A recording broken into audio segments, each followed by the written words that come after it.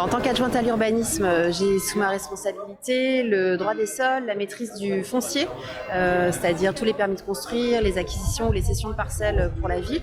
Ça, c'est le volet, je dirais, urbanisme réglementaire.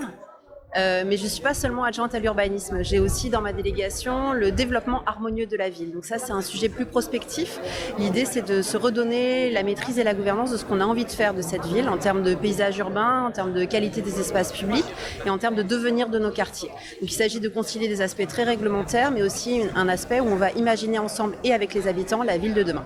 Là, à très court terme, on récupère beaucoup de dossiers montés par la précédente majorité, notamment de dossiers de cession de parcelles foncières ou de permis de construire.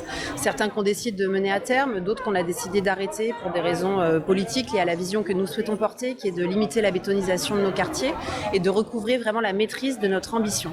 C'est pas parce que le PLU autorise à construire quelque chose à un endroit qu'il faut immédiatement céder la parcelle à un promoteur pour qu'il le fasse. Il faut se poser la question de l'opportunité de ce qu'on veut faire de nos quartiers.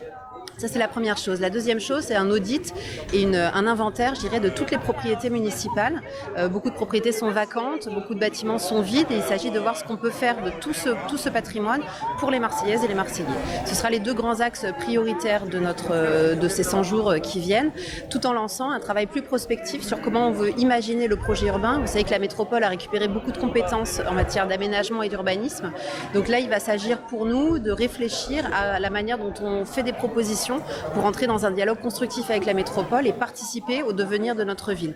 Il n'est pas possible que la volonté démocratique des Marseillaises et des Marseillais de nous porter au pouvoir ne se traduise pas dans un rôle qui devrait nous être donné par la métropole dans la production de la ville. Il y a deux projets qu'on a été amenés à arrêter, qui devaient être présentés au conseil municipal d'aujourd'hui. Le premier portait sur un terrain dans le 9e arrondissement, où il s'agissait de construire un ensemble de logements soi-disant sociaux, mais en fait plutôt pour des catégories moyennes ou supérieures, par un promoteur, moyennant la cession d'une parcelle foncière de la ville. On a estimé que dans le noyau villageois de Mazargues, il y avait peut-être une autre destination à trouver à cette parcelle, que ce soit de la laisser comme un jardin, par exemple un jardin partagé pour les habitants, ou que ce soit pour construire quelque chose, mais de plus harmonieux et de mieux inscrit dans le paysage urbain du quartier. Donc ce dossier, on a décidé de l'arrêter en responsabilité, en assumant la responsabilité qui est la nôtre.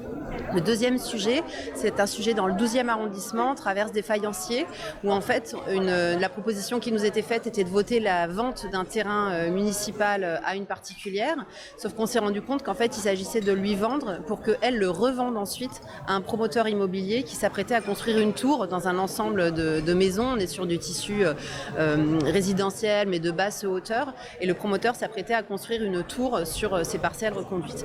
Notre signal là-dessus, c'est quoi? C'est pas de dire aux promoteurs qu'ils ne pourront plus participer à la production de la ville, mais c'est de leur faire comprendre que le cadre de gouvernance est différent et que maintenant la ville ne bradera plus son patrimoine et son foncier comme elle a pu le faire auparavant.